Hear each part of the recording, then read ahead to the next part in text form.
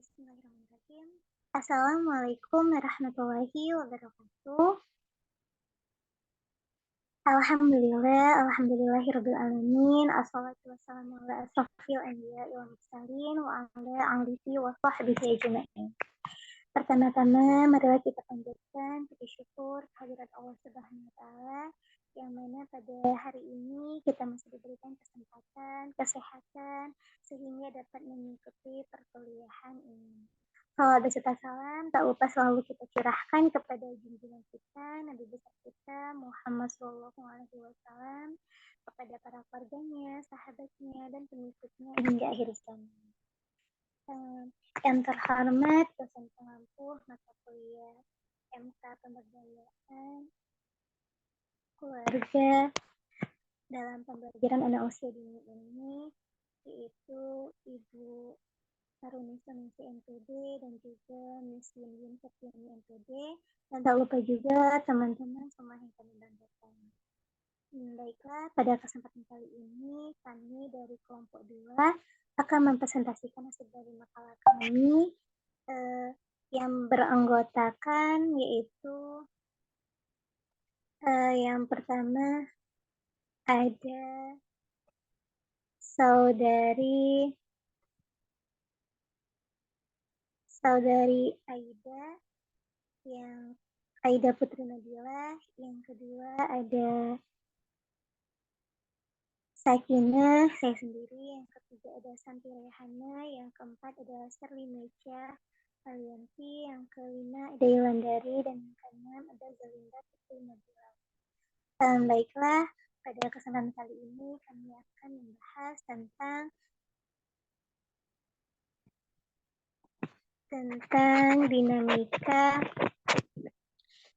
dinamika peran orang tua dalam pembelajaran anak. Baiklah, langsung saja. Yang pertama yaitu tentang bentuk pengasuhan dalam keluarga yang akan dijelaskan oleh Santi Rehana. Kepada Santi, dipersilahkan.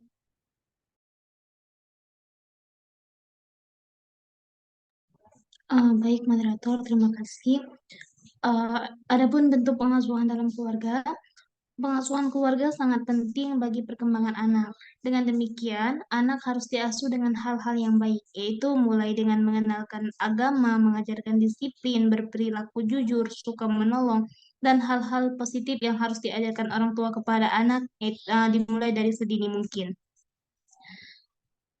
Pengasuhan anak merupakan sebuah proses interaksi yang terus-menerus antara orang tua dengan anak yang bertujuan untuk mendorong pertumbuhan dan perkembangan anak secara optimal, baik secara fisik, mental, maupun sosial. Dalam hal ini perlu diingat bahwa proses interaksi dan sosialisasi tidak dapat dilepaskan dari setting sosial budaya tempat anak dibesarkan. Adapun bentuk-bentuk pengasuhan dalam keluarga, diantaranya yang pertama itu pola pengasuhan otoriter. Pola asuh otoriter ini yaitu di mana orang tua memaksakan anak untuk selalu memenuhi apa yang orang tua harapkan dan inginkan. Dan orang tua memasang beberapa peraturan di mana anak tersebut wajib menaati peraturan tersebut dan akan memberi hukuman atau ancaman apabila sang anak melanggarnya atau tidak mematuhi hukuman tersebut. Misalnya, saat anak tidak tidur siang, maka orang tua akan marah dan tidak memberikan uang jajan. Orang tua yang menggunakan pola asuh otoriter ini biasanya cenderung orang yang keras, kolot, tidak mengenal kompromi, dan biasanya komunikasi yang digunakan bersifat satu arah. Artinya, orang tua tidak mempedulikan pendapat anak dan tidak memperhatikan tersebut. Pola asuh otoriter mempunyai ciri yaitu orang tuanya membuat semua keputusan, anak harus tunduk, patuh, dan tidak boleh bertanya. Kekuasaan orang tua lebih dominan, anak tidak diakui sebagai pribadi, kontrol terhadap tingkah laku anak sangat ketat, membatasi perilaku kasih sayang, sentuhan, dan kelekatan emosi orang tua anak sehingga antara orang tua dan anak seakan memiliki dinding pembatas yang memisahkan. Dikutip dari Rani Handayani 2021. Yang kedua itu pola pengasuhan permisif. Pola asuh permisif ini memberikan pengawasan yang sangat longgar, memberikan kesempatan pada anaknya untuk melakukan sesuatu tanpa pengawasan yang cukup darinya. Mereka cenderung tidak menegur atau memperingatkan anak apabila anak sedang dalam bahaya dan sangat sedikit bimbingan yang mereka berikan. Namun, orang tua dengan tipe ini biasanya bersifat hangat sehingga seringkali disukai oleh anak. Anak tidak dituntut untuk bertanggung jawab dan tidak banyak dikontrol oleh orang tua. Pola asuh permisif memandang anak sebagai seorang pribadi dan mendorong mereka untuk tidak berdisiplin dan anak diperbolehkan untuk mengatur tingkah lakunya sendiri. Dengan pola asuh seperti ini, anak mendapatkan kebebasan sebanyak mungkin dari keluarganya. Yang ketiga itu pola pengasuhan demokratis.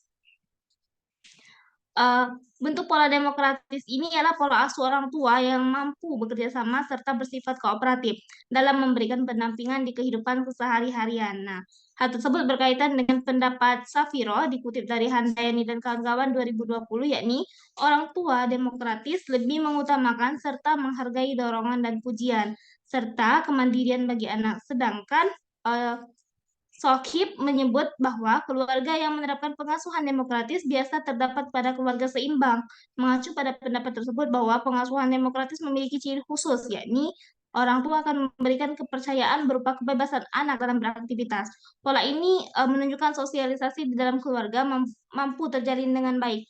Tidak sedikit keluarga yang memiliki permasalahan karena kurangnya hubungan antar individu sehingga hal demikian menunjukkan pentingnya keharmonisan dalam sebuah keluarga. Anak yang diasuh dengan pola asuh demokratis akan menghasilkan karakter anak-anak yang mandiri, dapat mengontrol diri, mempunyai hubungan baik dengan teman-temannya, mampu menghadapi stres, mempunyai minat terhadap hal-hal yang baru dan kooperatif agresif agresivitasnya dalam tindakan-tindakan konstruktivitas dan dalam bentuk kebencian yang sifatnya sementara saja. Pola asuh demokratis dampaknya lebih kondusif dalam pendidikan karakter anak.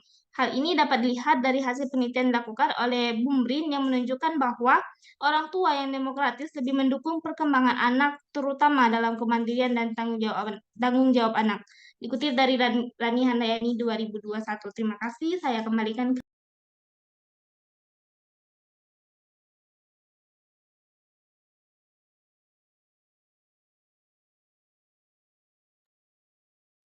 Baiklah, terima kasih kepada Saudari Santi Raihana atas penjelasannya mengenai bentuk pengasuhan dalam keluarga. Yang kedua yaitu tentang faktor-faktor yang dapat mempengaruhi pengasuhan yang akan dijelaskan oleh Saudari Aida. Kepada Aida, dipersilahkan. Baik, terima kasih moderator. Jadi di sini saya akan menjelaskan faktor-faktor yang dapat mempengaruhi pengasuhan. Yang pertama itu ada karakteristik keluarga. Karakteristik keluarga mencakup beberapa hal seperti pendidikan orang tua. Pendidikan orang tua dapat berpengaruh terhadap pandangan orang tua akan kebutuhan anak yang meliputi pengetahuan, di mana anak semakin besar akses yang dimiliki oleh orang tua terhadap pengetahuan, maka makin baik pula kualitas pengasuhan terhadap anaknya. Faktor yang kedua yaitu ada karakteristik anak. Karakteristik anak seperti jenis kelamin dan usia sangat memungkinkan untuk terjadinya perbedaan pengasuhan. Hal ini karena setiap anak memiliki kondisi dan kebutuhan berbeda. Perbedaan tumbuh kembang dalam segala aspek yang meliputi fisik, mental, dan sosial. Faktor yang terakhir itu ada lingkungan sekolah. Sekolah ini ikut menjadi salah satu faktor pengasuhan karena sekolah memiliki seperangkat aturan yang mengikat terkait dengan perilaku siswa terhadap seluruh elemen masyarakat sekolah. Seperangkat aturan ini secara tidak langsung akan diinternalisasi oleh anak dan menjadi landasan dalam berperilaku, sehingga sekolah mampu mempengaruhi seperti apa pengasuhan yang diterima oleh anak. Baik, sekian saya kembalikan kepada moderator. Terima kasih kepada Saudari Aida atas penjelasannya mengenai faktor-faktor yang dapat mempengaruhi pengasuhan. Yang ketiga yaitu mengenai peran orang tua terhadap pembelajaran pada anak yang akan saya jelaskan sendiri. Peran orang tua terhadap pembelajaran pada anak ini. Dikutip dari Lilawati pada tahun 2021, orang tua ini memainkan peran yang sangat penting sekali dan berpengaruh dalam pendidikan anak, di mana anak di sini itu menerima pendidikan pertama dari mereka. Karena inilah bentuk pendidikan pertama dari keluarga ini, dari sinilah mereka berasal. Bentuk peran orang tua ini sebenarnya bentuk peran guru di sekolah, di mana peran orang tua ini menjadi orang tua yang memotivasi dalam segala hal. Motivasi ini diberikan dengan cara yang meningkatkan kebutuhan sekolah dan dapat memberikan semangat terhadap anak tersebut. Dalam hal ini, peran orang tua di sini dapat membimbing, memberikan motivasi kepada anak agar tetap bersemangat dan melakukan kegiatannya. Dikutip dari Naim dan Ahsani pada tahun 2021, peran orang tua ini dalam proses pembelajaran itu sangat penting. Hal ini dikarenakan di mana orang tua itu menjalankan tugasnya sebagai guru untuk anak-anaknya, di mana memperhatikan anak selama mengerjakan baik itu pekerjaan rumah, memberikan perhatian, pengawasan, agar anak tersebut merasa aman, nyaman.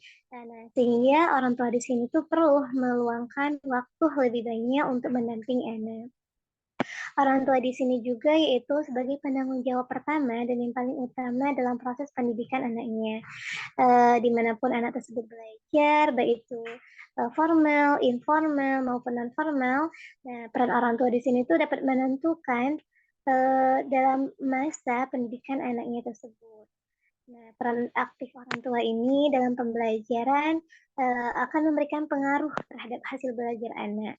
Mungkin itu saja yang dapat saya jelaskan.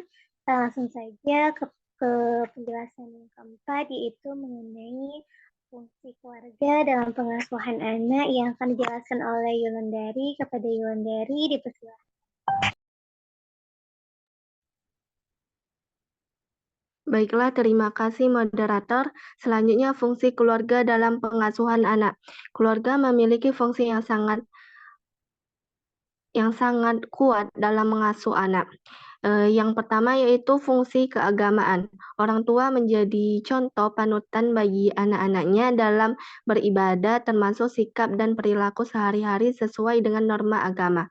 Yang kedua, fungsi sosial budaya. Orang tua menjadi contoh perilaku sosial budaya dengan cara bertutur kata, bersikap, dan bertindak sesuai dengan budaya timur, agar anak-anak bisa melestarikan dan mengembangkan budaya dengan rasa bangga. Yang selanjutnya, fungsi cinta kasih. Orang tua mempunyai kewajiban memberikan cinta kasih kepada anak-anak anggota keluarga lain, sehingga keluarga menjadi